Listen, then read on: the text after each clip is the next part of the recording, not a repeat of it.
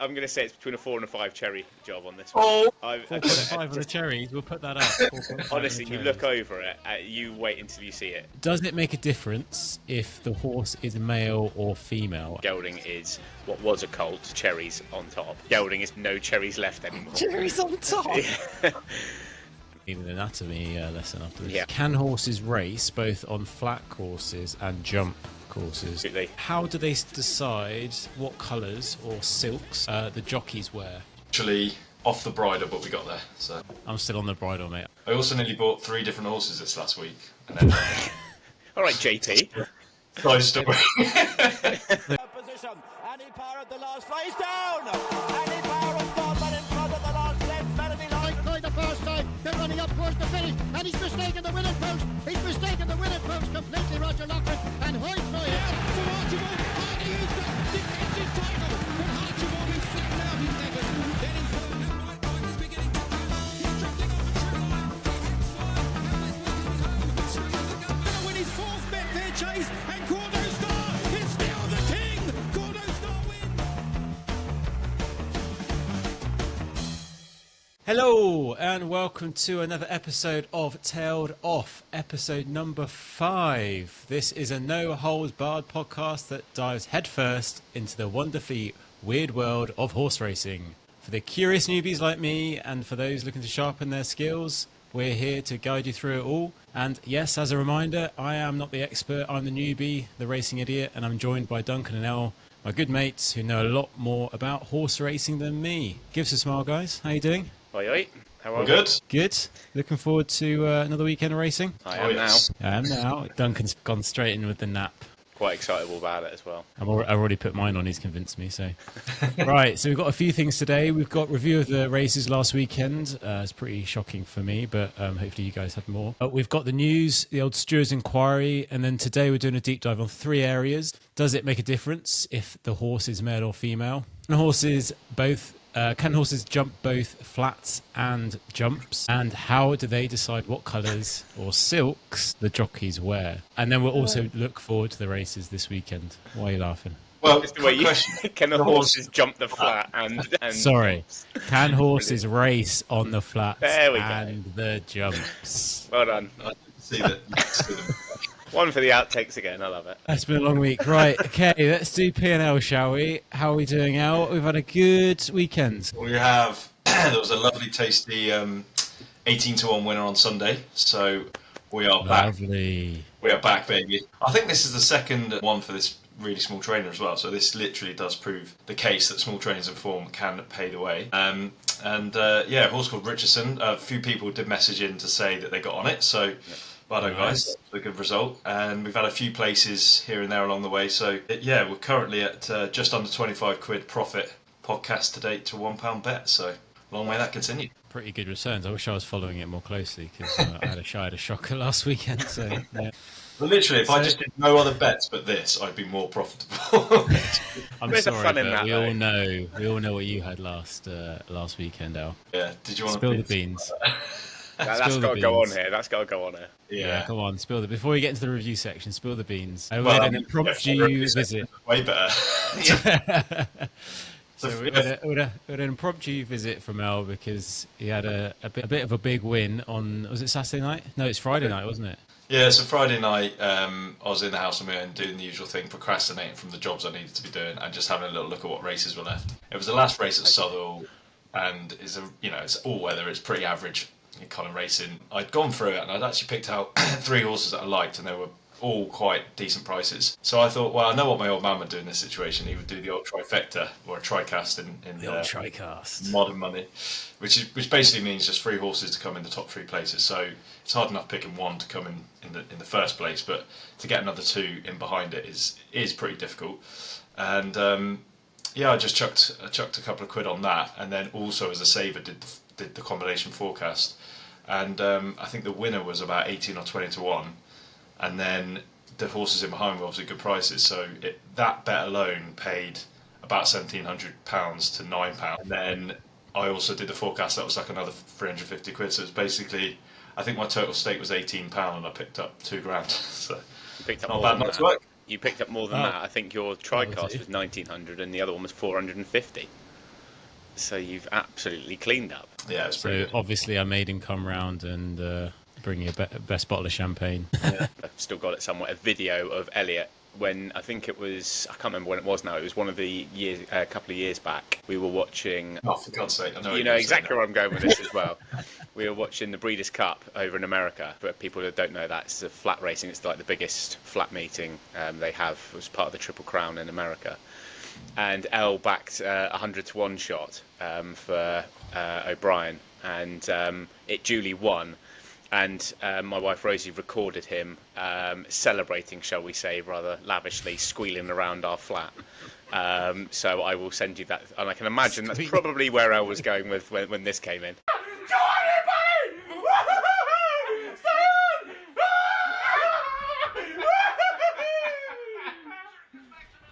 I have never laughed so much.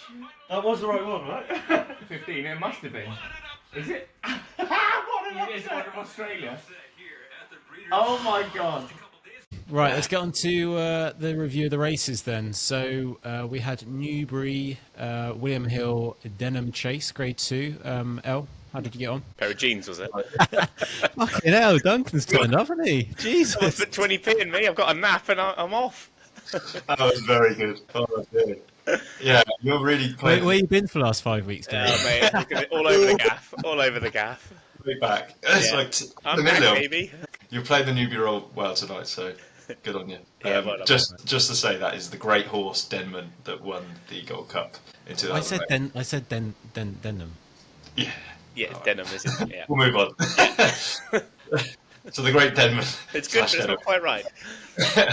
Yeah, so I think if anyone listened to pod last week, we did say Hitman was kind of a very tentative selection to maybe get into the frame, and he did what I kind of expected him to do. I said he was a bit of a windy horse. He comes there travelling and finds absolutely nothing off the bridle. I was actually getting quite excited, thinking, here he comes. You know, he looks to be full of running, but when the crunch came and they were getting to sort of 2 out in the last, he just found absolutely zilch as per usual. And it was a real slap in the face because I was pretty confident Jello wouldn't win this because he didn't sort of look like he was a definite stayer.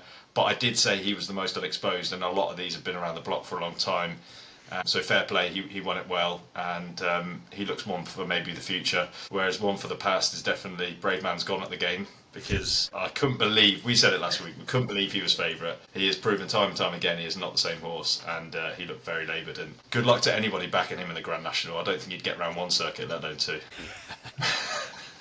Where Did did it where did he refuel like finish? some way round, I think. Shocking. He was in third when he went out of the back of the telly. I don't know if he actually finished third or fourth. He did finish third. He did. Yeah.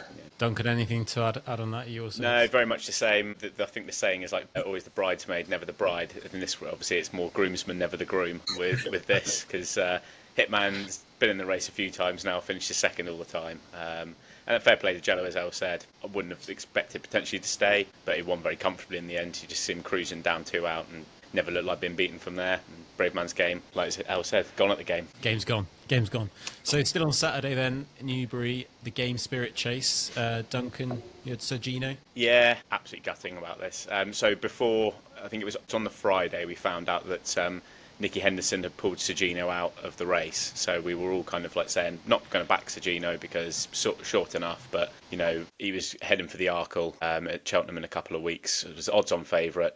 I think we put them both in our ACCAs for our muggy ACCAs, which now looks horrendous. It is very muggy for us. Very muggy. And Sergino was taken out because of a little cut apparently he sustained on one of his legs in a bit of training. And as it turned out, but we'll get into the news a bit later on, he's been pulled altogether for the season. It turns out to be a little bit worse than it was. It is literally bye-bye anti-post betting on any ACCAs we had on that. Does that mean that you have to? So if you had the ACCA, Yep. do you have to cancel it, cash out? You and can't redo cash it out. It's gone. It's gone completely. Gone. Yeah, any money you had on it, bang, gone. Cheers. before the race? Even if all the other 4 win, Yeah. Yeah. Yeah, that's Coming the up. anti-post game, unfortunately. The worst thing about Yeah. them is it feels like it's a kick in the face because you go into like your betting slips and stuff, like especially on 365, and they're still like live bets. They're still showing up in there. They're I'm just like, unsettled. just get rid of Yeah. it. I don't want to see it. I don't want to see it anymore. If I could cash out 0, I would. Yeah, exactly. Yeah, it's Cash out shocking. It's horrible. So, but yeah, no, it kind of then turned into a bit of a no real race. Really, I didn't have any interest in it after that. And then a grade 2. I mean, with the horses that were left in there, I don't really see it as that based on what was there. But fair play to Master Chewy, who ended up winning. But I don't really think anything will come out of that and go to the festival and win, personally. Anything to add? Yeah, as Duncan said, it wasn't a particularly quality racing behind Zegina. We kind of said that at the time and thought it was his to lose. So it did make it more competitive, albeit not probably a grade 2 quality. I was quite keen on Liberty Hunter, and they held him up a bit too far, and he was coming there late and didn't quite get there. And it's interesting because people always ask me, should you bother looking at what the trainer says in the paper?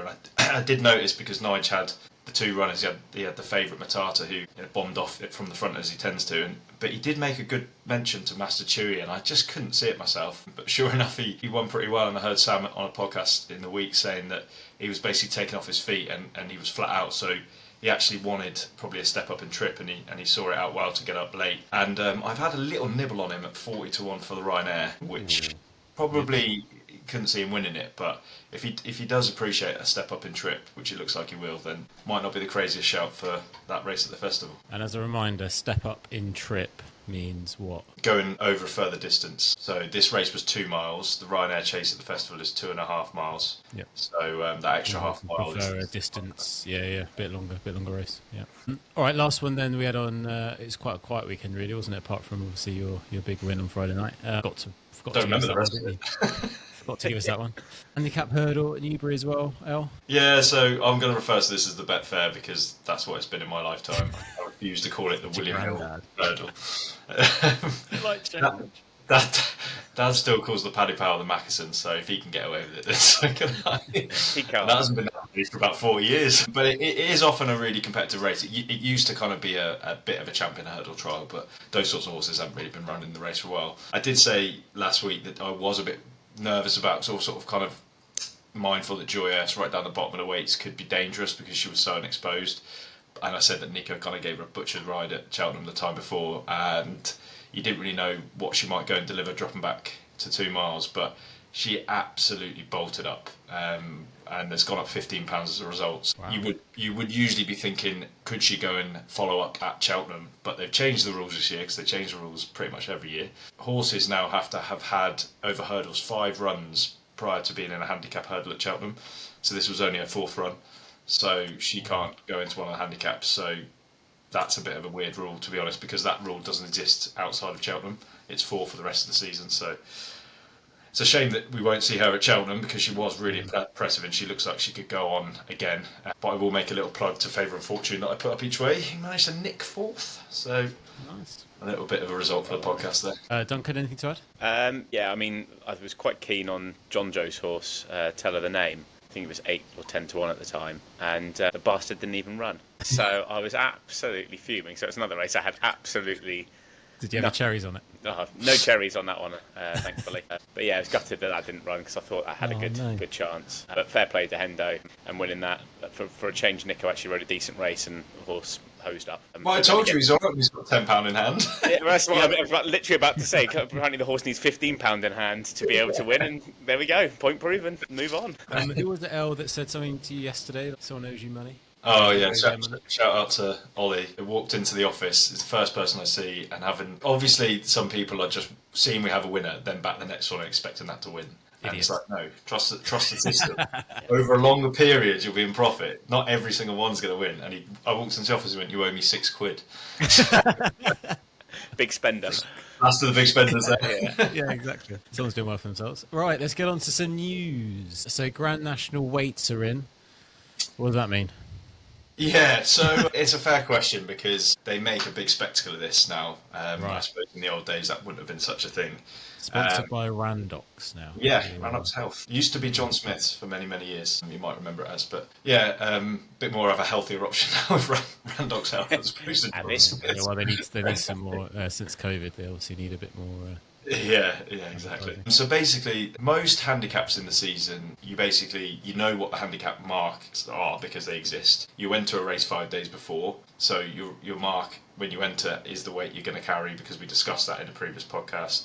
That's how they work it out. For certain select races you have to enter kind of miles in advance, so the Grand National being one of them because it's one of the most prestigious races in the year, you can obviously have the opportunity to run after you've entered, and people need to, if you do well, you might go up. If you do badly, you might come down.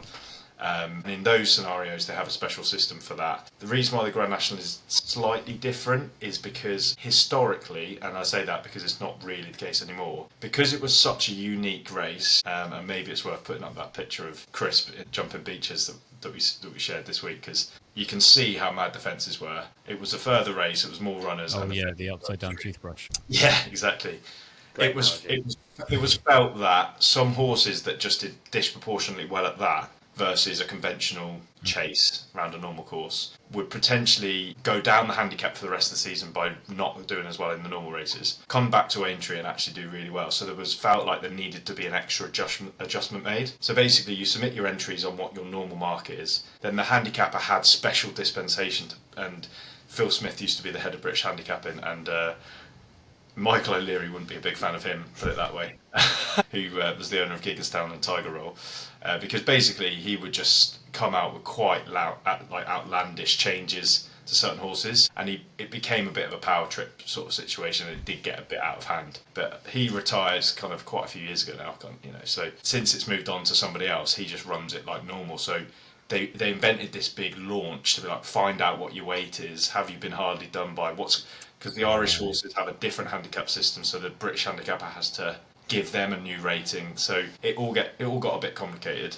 So they created a big event, launched the weights, and then it was at that point that everybody knew, okay, who's definitely entered, what weight they're definitely going to carry, and then from there, as a punter, you would start to figure out who's been let in a bit lightly, who might have been overburdened. But to be honest, now the weights are quite similar to what they are if they were just to run in a normal race. Like the next race that they were going to run in. So when they say the weights are out, it's not like you probably couldn't work out what they were going to be anyway. It's more just an event to promote the race. I think they should do some sort of like boxing weigh-in. they're like facing up to each other. They're face off. Yeah. Although 56 horses, that's quite, it's probably too many to do that. Yeah, that was probably a ramble way to saying it's not as important as it used to be what the weights are. Right, okay, cool. But we'll still post the picture because you've got them up.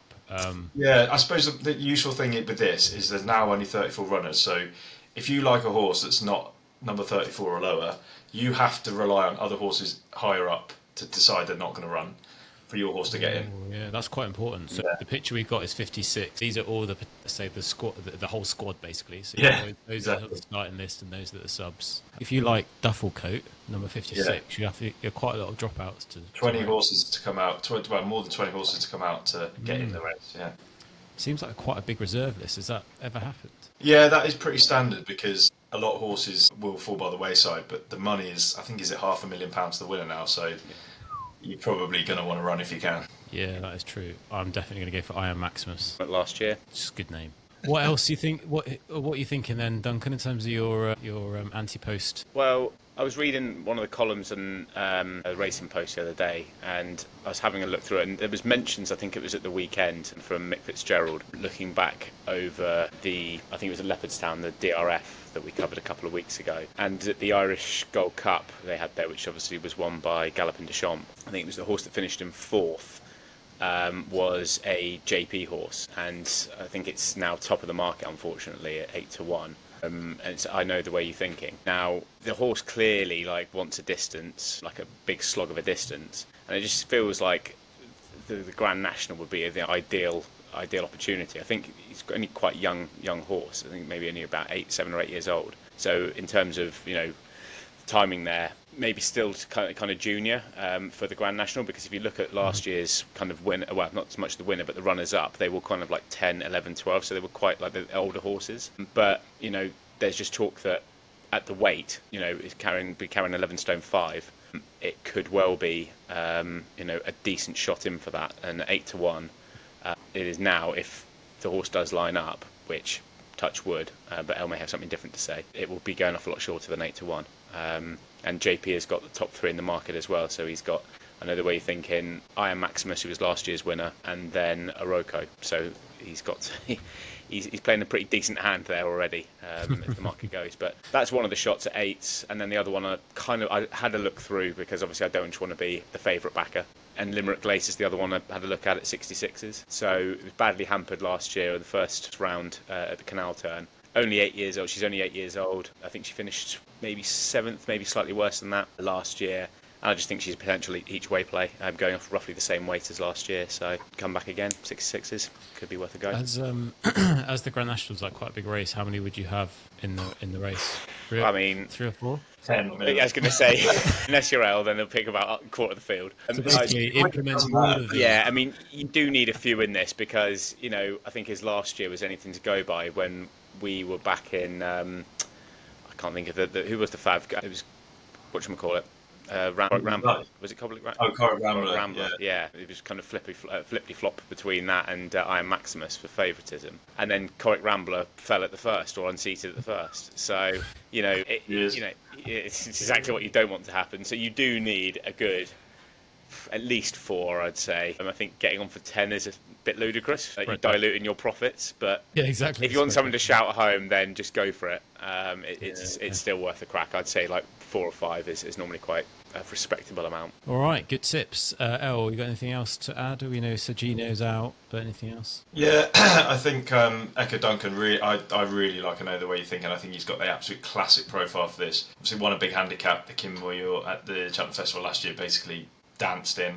He stepped up to kind of Grade 1 company this season, and he just looks like a horse that's gradually coming along, not showing his hand until the big day. What is annoying me is that you could have backed him at double the price only a few weeks ago, but the trainer was kind of all the way along saying he said he wasn't even going to get entered in the Grand National, he's not going to the National this year. Well, then an entry sneaks out and everyone's like, hang on a minute, you said you weren't going to run.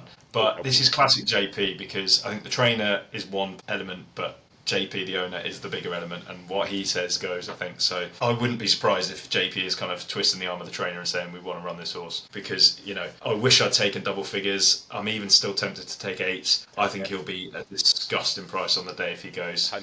I think everyone will be on him. Take it. So this is the benefit and risk of anti-post, isn't it? Because you can go for it, you get a better price, but then there is a risk they get pulled out. I mean, if the trainer was saying that was the plan, I'd be all over it now. But he just keeps saying he's not a definite runner, which I can't understand. Why would you not run the favourite? I did have a couple just very quickly each way in the race. So I think one mainly because I was quite surprised at the price. So Broadway Boy is, what is he, about 50 to 1? I think I got on the other day. He's a horse that just stays all day, gallops. I could see him enjoying it at 50 to 1. And an absolute mad price. I wouldn't really recommend anyone doing this, but there's a horse that's moved over from Ireland, sold out the Gigginstown stable for Richard Phillips, called Ida's Boy. He won, there's many kind of mini nationals, both in Britain and Ireland, and he won the kind of Midlands national equivalent over there, which is kind of over 3 mile plus, so shows that he can stay. He's just been bought, and he's going to have a little prep run over hurdles soon, so that's why you haven't seen him yet this season. And he's 100 to 1, so Ida's Boy for an absolute shock. Couple of quid in there, why not? Yeah. All right, cheers, guys. Looking forward to it. Grand National, and the date is 5th of April. All right, nice. Yeah. Okay, so it's a couple of months away. All right, let's do Stewards Enquiry. Bing bong. Dong. Stewards Enquiry. So what happens at the photo finish? Stewards Enquiry. Right, we've got the worst courses for getting races off on time. Yes, I saw this. Quite a mouthful. Yeah, least punctual, most punctual race courses. No, that would have been better. Least punctual races. Yeah, but I didn't want to nick the image, so we'll put that on the screen. You can read it for yourself. This really wound me up, because there's not. I haven't really ever seen this kind of data before. We should just call this whatever grinds L's gears. Well, this week. This podcast? This is therapeutic for me. This because I'll tell you what, without seeing the data, if you could have given me one guess at who the worst race course is for getting the races off on time, I'd have said Newmarket hands down. Honestly, it does grind my gears time and time again and they often race on a Saturday. It's a busy Saturday, and you've got many race courses on, flat and jumps spread throughout the day, and you might be waiting for a race that's supposed to be going off 5 minutes later at another course, and just as your race is ready to go, we're back to Newmarket and they're only loading the horses in the gate about 5-6 minutes after the race was meant to go off. And then you got to watch both races on a split screen. And when they actually released the figures, it was Such an old man. And then I have to get my bloody big screen I'm up. sorry, And I have to have 2 TVs at once. I mean, God. See, nightmare. What shit Saturday that is. Yeah, terrible. It's shit, because if you're watching a 30-runner sprint, you can't see which way your bloody horse is. But I'm sorry, but right, less than 50% of the races went off on time, which That is shocking. Yeah, that is that pretty. is like I wouldn't be moaning if it was 5 to 10%. That's almost like Great British Railway sort of. Down to South Western Railway. That is first. We need old Mick Lynch on this, I reckon. Get him campaigning. I'm sure he could. Get this sorted. But yeah, I just wanted to point it out because I saw it in the paper in the week, and I just thought, do you know what? How they keep getting away with this, and they keep moaning and saying, well, the horses have got to get all the way to the start. I'm just sorry, just let them go earlier. It surely isn't that hard to get right. I mean, it's surprising, isn't it, when they do it time in, like day in, day out, every week. It's every time. But they just trot down like they're not even bothered. And it's like, get the races off on time. Come on. All right, that's a good one. You got one as well, Duncan? Willie Mullins? Yeah, a bit of a funny one though, to be fair. So I think I flagged this up to you boys in the week. Willie Mullins had a horse on Saturday at Naas called Road to Home, and he was coming around the home turn, and the horse decided he'd add a little bit more jumping to his day by jumping something that was not a hurdle, and then had to be pulled up as a result of it. So I think there's a clip. He didn't jump the flats, did he? Say again? No. It was like one of the little. Have you seen the picture? Have you seen the clip? It was like a side. I'm winding him up. Yeah. But have a look at the clip. Oh. I think we've got the clip on there, so you can. Light blue on the inside, started to hang and ends up running straight at that obstacle, jumped it. Did they get disqualified? Yeah, I think they do, don't they, Al? I mean, I know that if they jump, Yeah. if they jump down the wrong circle or something That's like that, brutal. they do. Which That's is quite. brutal. I think It's that's a bullshit thing, especially if it's like Yeah. adding to the horse's load. Like I know, to- it's like to- F, to be it's doing- like F1 when you accidentally like spin off and Yeah. then you get disqualified for making a mistake. Yeah, exactly. It's actually. Well, to be fair, I mean, I could show you examples of where some courses are laid out better than others. We've all seen the white rails, which kind of shows everyone where they need to go. But on some courses where the hurdles and jumps, the chase track basically are side by side, they might, if they're coming around a bend, they might separate it with one post, and one will say H on it for hurdles, and then the jockeys have to go round that the right way, without even bothering to put in any extra rail to make it a bit easier. So if you just went the wrong side of that, but did everything else fine, jumped all the right obstacles, you'd be disqualified. Brilliant. So yeah, it's that strict. Right, let's do Q&A then. So we've got 3 questions. One of those was mine. One of them was my wife's. The other one, I don't know whose they were, but thank you for the questions. So does it make a difference if the horse is male or female? And I guess this is difference in terms of performance or distance the race itself and what they tend to do. Elle, do you want to start? Hashtag cherries or no cherries. Hashtag cherries or no cherries. Yeah, it's honestly it's a really good question. And Thank you. Is that you or your wife? It was you. Thank you on behalf of my wife. Yeah. I'll probably break it down into 2 halves. So Balls and no balls. Next question. Okay. Wait. So basically, because it did fascinate me like for a while till you get into the game and you kind of get more familiar with it. But on the flat, for example, because these are questions I probably would have asked the old man back in the day. Is on the flat to confirm no obstacles. You will see. So they're called fillies when they're 2 and 3 and 4, and then they're mares when they're 5 and older. So you often hear a horse called as a filly on the flat, regardless of the sex. So female are fillies, no cherries, 2 to 4.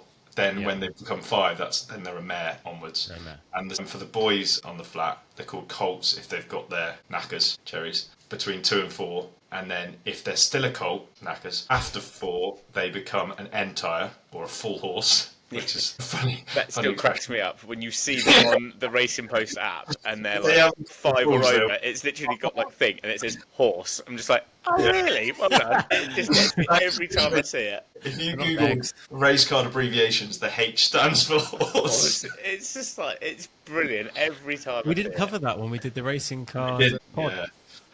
So that's the sort of terminology. So you'll often see the top fillies and mares, if they're still going at 5, compete pretty well, even in the Group 1 races on the flat, equal to the men. Now, what I would say is that there is a sex allowance. This is the same over jumps as well.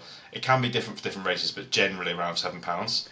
And I can see there's no. I'm just thinking woke brigade alarm going off right now when you say a sex allowance. Just waiting for it.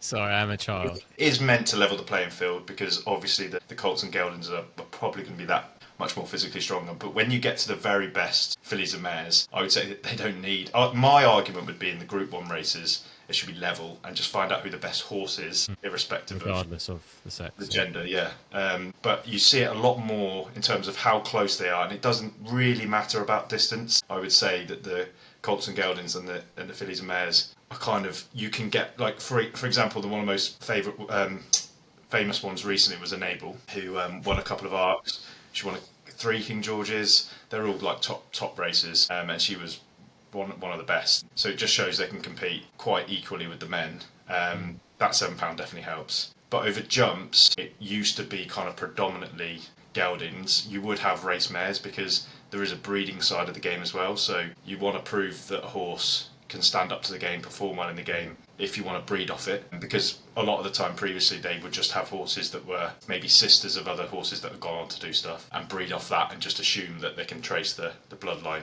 across. But what they've done in the last 10 years is a massive overhaul of what's called the Mares Programme over jumps. Put loads of incentives. They made a whole graded programme. There's now 3 races at the Cheltenham Festival just for mares, whereas there was only one introduced 2006-2007, and then gradually they've increased. So basically, while it does dilute the overall festival, it gives anyone breeding and breaking in mares an incentive to race them. So as a result of all those good things, we are now seeing the likes of Annie Power and give me another one, Duncan over jumps, a good mare. Put the Kettle on, won the Champion Chase. There's probably others. Golden Aces running this weekend. These brighter days ahead obviously could be favoured for the Champion Earl, Lossy Mouth. These sorts of horses over jumps previously might not have even got to become race mares. They might have run. El said the word gelding. I don't know if we mentioned what gelding was. So gelding is what was a colt, so cherries on top. But a gelding is basically no cherries left anymore. Cherries on top. And a gelding is testes have been taken. So that's the difference between a gelding and... I feel like I need an anatomy lesson after this. Yeah, but... there you go. Sex Ed 101 for horses. Yeah, so there's no huge difference in terms of performance, but I guess it's just in terms of... opportunity more than anything. Opportunity in history, yeah, okay, fine. All right, let's go on to the next one then. Duncan, I'll come to you first. So can horses race both on flat courses and jump courses, so courses of jumps with, fences or...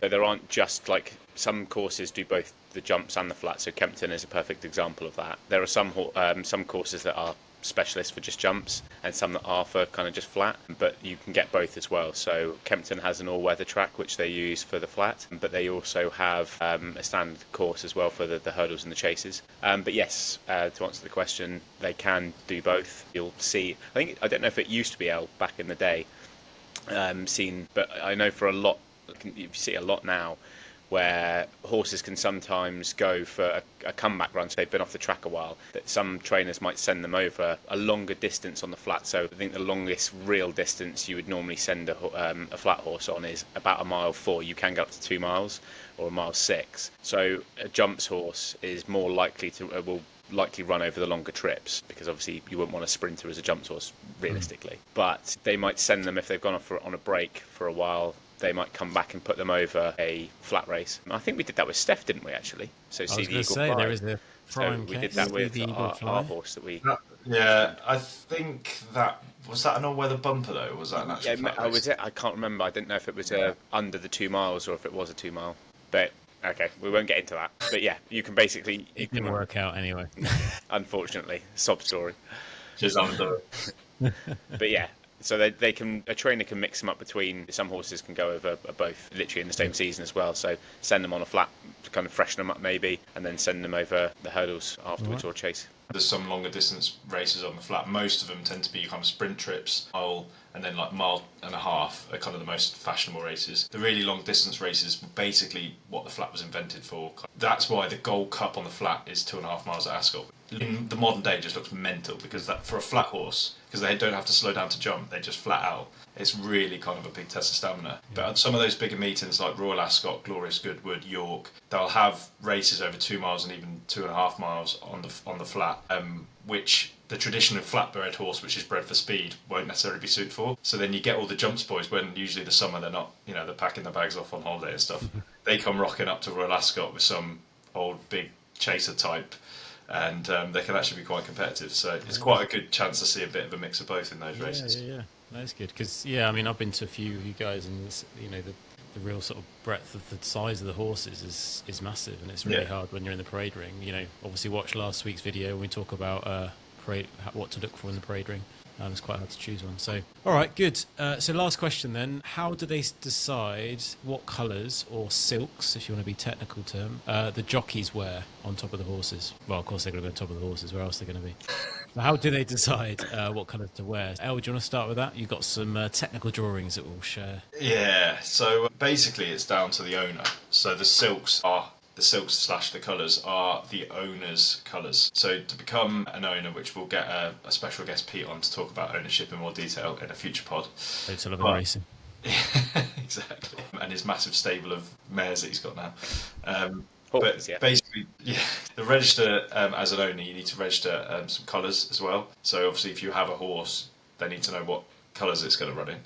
And basically the image that we'll put up on the screen is on the BHA website. So if you just typed in BHA owner colours or something like that, you'll get this quite fun tool where basically you can mix and match and try and design your own silks. And then you can actually register them if one day you might be lucky enough to own a racehorse. And it allows you to sort of check if that combination of shapes and colours and whatnot is actually available. So what you'll see is 3 areas that you can change: the body, the sleeves, and then the cap can be different as well. But there's always predetermined shapes that they have on for the body, the sleeves and the hat. So the things like maybe a hoop or a star or a disc or some checks or something like that as the pattern, and then there are preset colours as well. And the reason why that existed and still exists, although they are starting to make some changes to that, is because when there was no media, everything was printed and you had the race cards in the paper, the printing presses could only deal with certain shapes and colours. Believe it or not. Cool, isn't it? Yeah, so that is why they have so you will see, because there's so many different shapes, aren't they? Yeah, because there's so many different combinations, you could be forgiven for thinking people just make up whatever they want, but they can't. They have a very set amount of shapes and colours to pick within, and then they can do all the combinations of what they want. So for example, one of the most famous silks on the flat is Godolphin, which is just all royal blue. Colours like that are kind of all one colour are really highly sought after, because they obviously stand out a bit more, but they're often owned by the bigger guys, and then you have to then fiddle around making like tweaks to get close to what you probably want. Yeah. Okay. So there are some boundaries then in terms of shapes and sort of the icons. Are there those? When you look at some of the flat, they've got the one with the owners that have a dartboard. Is there? I was just gonna go on to that. So if you go onto that website as well, Stewards Enquiry. Yeah. If you go onto that website as well, it will say basically what they have now is the standard colours, which is what basically existed for years. Then they auctioned off a bespoke set of colours. So they basically, I don't know if they were trying to make some money or what they were trying to do, but they basically designed what they thought. They got like artists to design some weird and wonderful different silks, because there was kind of feedback from people trying to get into horse racing saying that it's all a bit boring. So they've got the dartboard, literally as a dartboard on the chest, which I just think that's ridiculous. Then there was kind of like one with like a kind of a statue of a horse and different bits and pieces. There was some with like a deck of cards as well, I think. I don't like it, I'm a traditionalist, but like good luck to you. You have to pay dollar bill. You have to pay £5,000 extra if you want to now have your own bespoke set of silks. That's before you even pay for the silks. It's a bit like they are creeping into the game. Yeah, exactly. So they are creeping in more and more. So the infamous Darren Yates, who we talked about a few weeks ago, has now left the game. He decided to just have black with D and Y, his initials, on the front. Like, talk about personalised number plate energy. That's kind of right. I bet he's got number one on his number plate. You can do it now, but it'll Dick cost Swinging you. Ahoy. Yeah. One thing I would say is they need to bring into the 21st century is just aerodynamics on the silks. They look so I wonder how baggy. long it was going to take for you to bring this up. Honestly, every time, like when you watch them flapping about, it's like, someone needs to look at the aerodynamics of the jockey on top of a horse, because it does make a difference. Anything over, I think it's like 16, 17 miles an hour, aerodynamics comes into play. So for anyone that doesn't know, Matt's a keen race wanker on the bikes. Horse race wanker. Definitely not. Anyway, we'll maybe cover that next time. I can tell you, teach Look you forward to that a one. few things. Fuck off.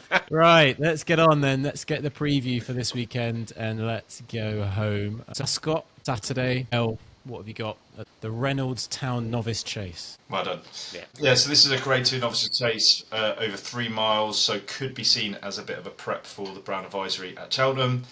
Not a huge field, but we got 2 horses kind of reopposing that ran against each other at Windsor when I was there that day a few weeks ago. Ginkgo Blue is the favourite at even money, who beat the second favourite in this race, Lowry's Bar. And I was actually had my sort of cherries on Ginkgo Blue that day, so I was quite happy that happened. But Lowry's Bar was going quite hashtag cherries. I was going quite nicely out in front that day and was starting to put Ginkgo under a bit of pressure. They came to the home turn and 3 out, he walked through the fence and it absolutely knocked the stuffing out of him. He did really well actually to stand on his feet, and at that moment Ginkgo had obviously gone past him and got up quite an advantage, but close home, Lowry's Bar was closing on Ginkgo's Blue, and because that was a Grade 2 race also, we talked about penalties in the race card in the previous pod. It means that Ginkgo Blue carries a penalty for winning that race, so it means he carries £5 extra compared to Lowry's Bar, and I think that could be just enough to swing it back in Lowry's Bar's favour as long as he jumps well this time. And even money plays 2-1, so I'd be quite happy to take the 2-1 on Lowry's Bar, and I would give a little mention to Leave of Absence down the bottom. He's a mad price, probably won't get close to the top 2, but he's lightly raced, only having his second start for Anthony Honeyball. Was a Grade 2 placed bumper horse at Aintree a couple of seasons ago, and I wouldn't be surprised if he outran his odds, but if this was a handicap he'd be getting kind of over £20 off the top 2, so he looks like he's got a lot to do to even get close. So Lowry's Bar, the one for me. Lowry's Bar, you had that as well, Duncan? Yeah, agreed. Exactly what El said. £5 swing, I think, was the settler for me, just because Lowry's Bar, as El said, walked through third last and only finished just over 2 lengths down. So I think the £5, they reckon, I don't know if it's the same on the jumps as it is for flat, for every pound extra a horse carries, it can be basically 1 length. So if you go kind of that mathematics, if you've got £5 up, it's 5 length difference, so you swing that round the other way and Lowry should technically win based on that, but obviously it's never that simple. Plus the flappy silks as well, because they're not exactly that. Yeah, I mean, if they had that streamlined, he'd be fine, wouldn't he? So yeah, so you say naked jockeys just paint the silks on? Is that the solution? Yeah, I think that's the next stage. They should probably wear aero suits or something. That's boring. Boring, isn't it? Winning all the time. Right. So let's get on to. Oh, we should mention as well. So when this comes out, obviously declarations will be out, won't they? They're already out now. They're already out now. So these are exactly perfect. So no anti-post. No. Glad you saw this. Right. Ascot Betfair Ascot Chase Grade 1. So good race. El, what are you thinking? Yeah, I think this is a good little race. It's thrown up some really kind of big winners over the years. I remember Quarter Star winning it, and we've had a few good horses over from Ireland come and win it before, and it's good to see a couple of Irish actually come and take this on, because it is a Grade 1 in its own right, and there aren't that many over jumps before Cheltenham, and we are getting close to Cheltenham now. Was it 4 weeks away? So a lot of horses might use this as their own big kind of cup final to miss Cheltenham, or it's kind of a last minute prep for the big week itself, and that's definitely what the case is for Corbett's Cross. He won the National Chase at the festival really impressively last season. He's probably been a bit underwhelming over fences this season. He was quite well beaten in the King George, but I just don't think that ground and that fast pace would have suited him. He's taken on a couple of decent horses though. We've got the 1-2 from last year's race, Pic D'Orhy, who managed to beat L'Impresse, and Pic D'Orhy just loves it round here, this course and distance. He's a 10-year-old, well, they're both 10-year-olds now, but he won't be going anywhere near Cheltenham. Nichols would have had him absolutely cherry ripe for this. He comes here fresh, but it's the Nichols factor, and could you really trust him? L'Impresse obviously has won over course and distance before as a novice, but he's always kind of looked a bit better going left-handed, and he did win, nicely a few weeks ago in the Cotswold Chase, but that probably comes a bit close to this. So I think a lot of people would say, well, Corbett's Cross wants further. This is only 2 mile 5, and he's actually running for the Gold Cup at Cheltenham over 3 mile 2. But I think in this sort of ground at the time of the year, people forget that Ascot is actually a really stiff finish from Swinley Bottom, where basically if you're in the grandstand, it's right over the other side of the course. They have to climb all that way up the hill, and in this quality race, they'll be going a decent clip. So he's around 2-1 at the minute. He's not obviously a hidden one, but I think on balance, I'd be taking Corbett's Cross to win this race. I've got a quick quiz question for Duncan, because we've been slagging Paul Nicholls. Yeah. When was Paul Nicholls' last Grade 1 winner? Oh, would it have been at Newbury last? No, would it have been Newbury? Was it last year? Not Monmoral. I'm going to say it was in the Ferguson colours. I would think. Would that be right? He's giving nothing away. I was kind of timed the question and thought it might help you, but it was actually Pictory in this race last year. Oh, was it? Bloody hell! That's scary. That. Yeah. Not a trainer in form then. I mean, I would, to be fair, I hear what I was saying about Corbett's Cross, but I think I'd go Pictory. Just because it's I know it's a muggy selection, but I would go Pictory just because Nicholls just every time on this race, it's Pictory's day. His day in the sun. He just does it time and time again. He'll go and bomb out in front, won't he? Yeah, exactly. He just might have a bit in front. And like you said, Al, my only worries for Corbett's would be the distance. I know, obviously, and the other thing being the fact he's obviously going for the Gold Cup, so he's not going to be absolutely primed. So, but I mean, apparently he's 95% fit. Quote from the trainer. Very specific level of fitness. What, Pictory? Yeah. No, Corbett's Cross. Corbett's Cross. Okay. Yeah. So yeah, if you like Corbett's Cross for the race on Saturday, back him at 16s for the Gold Cup now, because if he wins that, he'll come in a bit. Okay, it's like double or quit sort of thing.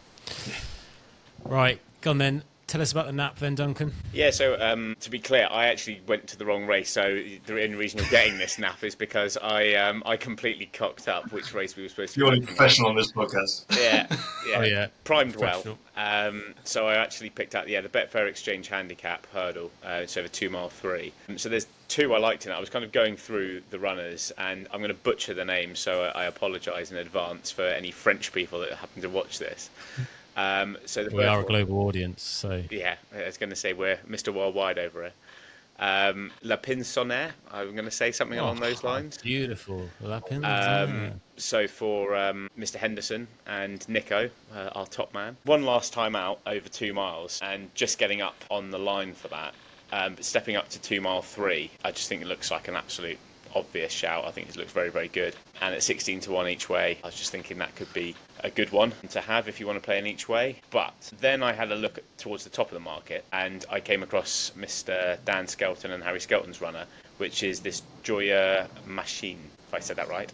Joya Machine. And I had a look at the last run, which was 2 weeks ago. So they've turned for jumps. Having a 2-week turnaround is, I'd say, it's quite unusual. It's normally like a month or so you get before horses are turned out again. So a 2-week turnaround is pretty short. But I had a look at the last run, and if you go back and look over it, maybe we can put the finish on the podcast when this goes live so you can see. Glenn is trying hard to pick up as they now make the approach to the second last. Rafferty's return has been headed. North Parade away to the right-hand side has gone on from Bowling Buddy, who clattered his way through the top of that flight, is trying to mount a challenge. Down the near side, Mr. Bramley's picking up well. Further back then to Magic Wave, and further back to Hazy Glen as they approach the final hurdle. Mr. Bramley down the near side, jumped it really well, completely out-jumped North Parade, who went through the top of it. They're on opposite sides of the track. Bowling Buddy back in third, now races through into second, but can't live with Mr. Bramley, and it's Mr. Bramley staying on strongly to the line under Conor O'Farrell and justifies favouritism from Bowling Buddy in second. Where did Joya Machan come from? Flew through, might well have pinched third. The horse was kind of ridden very, very cold out the back pretty much the entire race, and coming down to like the third last,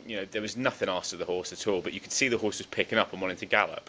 And then over the last, the horse was just staying on, and it's like a rocket was up its arse, and it just took off down the straight there and actually ended up finishing third. Only went up a pound for it, and I just think the horse has got so much in hand. So for me, I've gone on Ladbrokes, just shy of 5-1. I've taken it each way. I just think that'll do me, and I think I'm fairly confident. I've got 4s, so I'm on.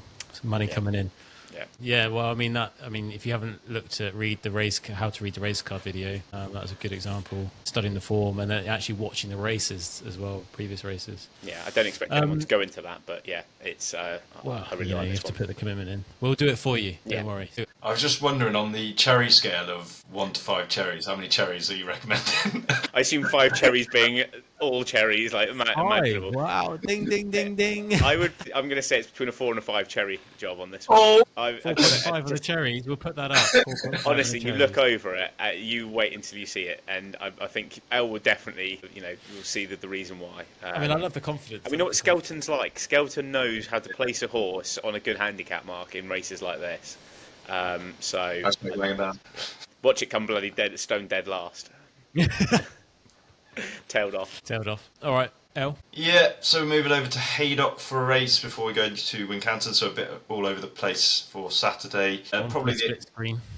Yeah. Well, don't get me started. It's the WKD Jamie Vardy Rendlesham hurdle. It's called WKD. I think like WKD. What is going on here? Alcopop. Yeah, WKD getting involved now. It's all getting loose. Out. God, it's getting loose up at Haydock. Is it 2 for 1 before 12? Cinnambushy special. If you got your freshers card, it's 2 for 1. Yeah, nice. So hopefully the race is as exciting as the race name. But it looks pretty wide open. It is a grade 2 over 3 mile hurdles, but it does look a little bit like a trappy affair. I can't believe that the Racing Post are saying that Haydock is currently good to soft. We've covered this before. Bullshit. This time Haydock is Bognor Regis. Yeah. Don't ignore that advice. It's soft. Right. I'm telling you, you want a horse that can swim at Haydock, all right? Even in July, it's pretty soft. Snorkels Yeah. ahoy.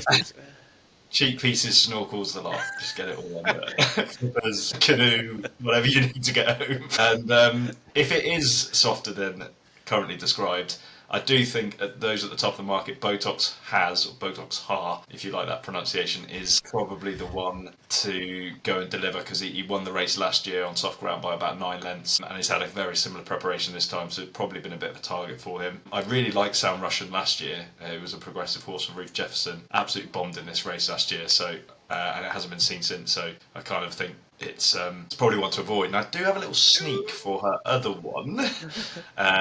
Kerry Hill, I was at Cheltenham on Cleve Hurdle Day when that horse was meant to run, then was pulled out quite late. We don't really know why. Something obviously went amiss at the last minute, but it's still obviously around. It's had a prep run this season, albeit not since November. But he's 20 to 1 for this race, and I think there's 8 runners, so you can get 3 places. And he was a Grade 2 winner as a novice over hurdles. Still quite unexposed. Most of his form's on good ground, but he did win a point on heavy. So if you don't like anything at the top and want to swing at one further down, 20 to 1 Kerry Hill each way. All right, lovely.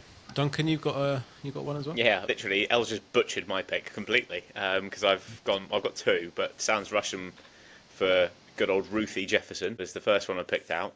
From trainer's perspective, she's had 2 places in the last 3 runs over the last 14 days. So she's knocking on the door. And then the horse is coming back from a break, as Elle mentioned. It was the last seen in the race last year. But the break wouldn't bother me because the horse has won after a break previously. So, and also enjoys the mud. And as Elle said, you're going to need a canoe, any form of flotation device to get yourself home. So I'd be quite happy to go with Sounds Russian each way, I think at 8 to 1. But then the other one I liked, and again, this is maybe an absolute wild one, is Indiana Dream for JP. Yes. It's drifted a lot in the market. I think it was out from 9s to 18s, so it's double the price. But the horse, I couldn't believe how lightly raced this horse is. It's only raced like 5 times in its career, and I think it's a 7-year-old. It ran in the Fleur de Lis at Windsor when Elle was there. Finished absolutely nowhere, but it was the first run in well over a year, maybe even longer than that. And now goes back hurdling. A couple of weeks ago, about a month ago. Yeah, I think it was about a month ago, just over a month ago. The horse had won its first 3 starts, so first 2 hurdle races and then a chase. Then obviously went chasing again, finished nowhere, but now reverts back to hurdles. I just think 18 to 1 just seems like an absolute gift of a price really at that. So I think 18 to 1 is definitely worth a go for Indiana Dream. Yeah, all right. Well, anything I'd say, I did nearly put that up, and then I could bring myself to because of who it's trained by. He's just going to piss on your fire now. Who's it trained by? No. Well, so who was it? Who did it used to be trained by? Duncan, this horse. Who was it? It wasn't in Ireland. The Bromhead, was it, or Willie? No, was it Willie Mullins. It was Willie. I know. Moving over from Willie is like, why is Willie Mullins getting rid of it? Graded races. John Joe O'Neill does sneaky handicap plots. So I think he's had a go over fences, he's having a go over hurdles, he's drifted in the betting. What's the plan here? This isn't a plan. There's a bigger plan. God has a plan. We'll find out on Saturday. There's layers. All God's plan. right, let's do the last one then. Wincanton, Kingwell hurdle. Got the Wincanton. Yeah, The Wincanton. it's a race day that does have a special place in my heart. I used to live about 15-20 minute drive from this racecourse in Somerset. Local On a knowledge. country.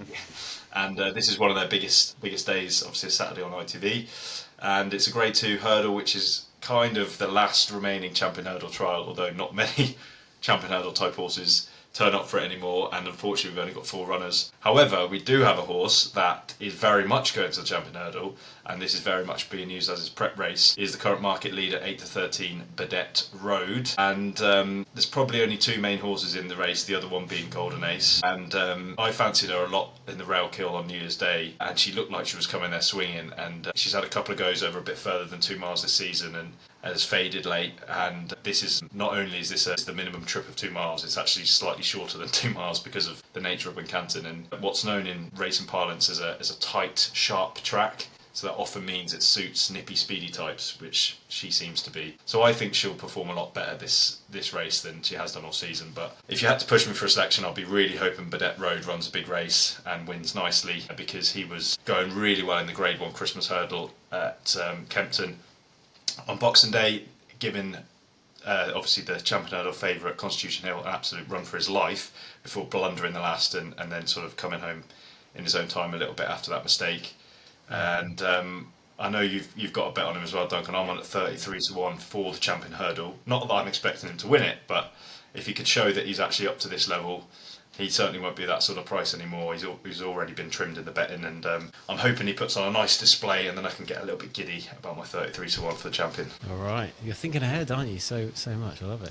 That's supposed to be, mate. Yeah, right. Well, it is until they have a little dodgy leg and they get knocked out. Anyway, you're the same. You're the same, Duncan. Bedette Road. Yeah, Bedette Road. Again, as El said, back to anti-post for the champion hurdle off the back of the run at Kempton.